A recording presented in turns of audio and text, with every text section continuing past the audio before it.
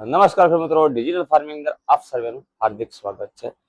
બટાકાનું ઉત્પાદન તો આપણને અઢળક મળ્યું છે, પરંતુ શું એ પ્રમાણે આપણને ભાવ મળી રહ્યા છે? બટાકાની અંદર એવી તે શું પ્રોબ્લેમ આવે છે જેનાથી આપણને પૂરતા ભાવ મળતા નથી? તો સૌથી મોટો અને હાલની અંદર મૂંઝવતો પ્રશ્ન એટલે કે બટાકાની અંદર આવતો સ્ક્રેપ, જેમ કરીને ખાસ કરીને અમુક વેરાયટીની અંદર વધારે પ્રમાણમાં આવે છે। આ આવવાનું કારણ શું? આ અટકાવવા માટે શું કરવું જોઈએ? અને તમારા ખેતરમાં આ પ્રોબ્લેમ હોય તો તમારે શું તકેદારી રાખવી એની વાત આપણે આ વિડીયોની અંદર કરવાની છે। તો વિડીયો આખો જોજો। ચેનલને સબસ્ક્રાઇબ નથી કરી તો સબસ્ક્રાઇબ કરી દેજો અને બીજા ખેડૂત મિત્રો સુધી આ વિડીયો પહોંચે એના માટે કે તમારા ગ્રુપના વોટ્સએપ ગ્રુપની અંદર આ વિડીયો શેર કરવાનું ભૂલશો નહીં। તો સૌથી પહેલા આપણે વાત કરીએ સ્ક્રેપની। તો સ્ક્રેપ ફેલાવાનું કારણ સ્ટ્રેપ્ટોમાઇસિન બેક્ટેરિયાના લીધે આ સ્ક્રેપ જમીનની અંદરથી બટાકાના ફળ ઉપર આવતો હોય છે। હવે આ આવવાના આપણે મુખ્ય 4 કારણની આપણે વાત કરશું। સૌથી પહેલું કારણ છે સંક્રમિત બીજ, કે જે તમે બિયારણ ગમે ત્યાંથી લીધું છે એ ખેતરની અંદર જો આનો પ્રોબ્લેમ હશે સ્ક્રેપનો તો તમારા ખેતરની અંદર 100% આવશે।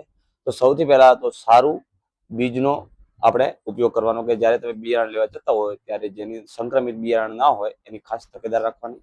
બીજી આપણે વાત કરીએ અનિયમિત પાણી, આપણે જે બટાકાની અંદર પાતા હોઈએ છીએ એની અંદર અનિયમિતતા। તો ઘણા સમય એવું થતું હોય છે કે 40 થી 45 દિવસ એટલે કે બટાકાની અંદર કંદ બેસારો અને કંદની સાઈઝ બનવાનું શરૂઆત હોય છે, ત્યારે આપણે જમીનની અંદર જો સૂકી જમીન હોય તો એની અંદર આ સ્ટ્રેપ્ટોમાઇસિન બેક્ટેરિયાનો ઉદ્ભવ વધતો હોય છે, જેના લીધે આપણને સ્ક્રેપ જોવા મળતો હોય છે। મુખ્ય કારણની વાત કરીએ બીજા નંબરના, તો જમીનનું પીએચ। જમીનનું પીએચ 5.2 થી લઈને 6.5 સુધી હોવું જોઈએ।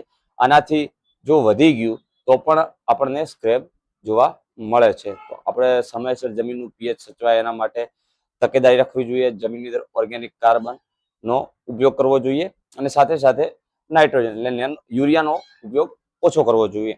યુરિયાના બદલામાં તમે નેનો યુરિયાનો ઉપયોગ કરી શકો છો। ત્રીજા કારણની વાત કરીએ તો અર્ધ સડેલું છાણિયું ખાતર। અર્ધ સડેલા છાણિયા ખાતરના લીધે પણ સ્ટ્રેપ્ટોમાઇસિન બેક્ટેરિયા વધતા હોય છે, જેના લીધે સ્ક્રેપ આવી શકે છે। તો તમારા પણ ખેતરમાં જો આવી રીતનો સ્ક્રેપનો પ્રોબ્લેમ હોય તો તમે આગોતરા પગલા લઈને છાણિયું ખાતર પૂરું કમ્પોસ્ટ કરો, પછી એનો ઉપયોગ કરો।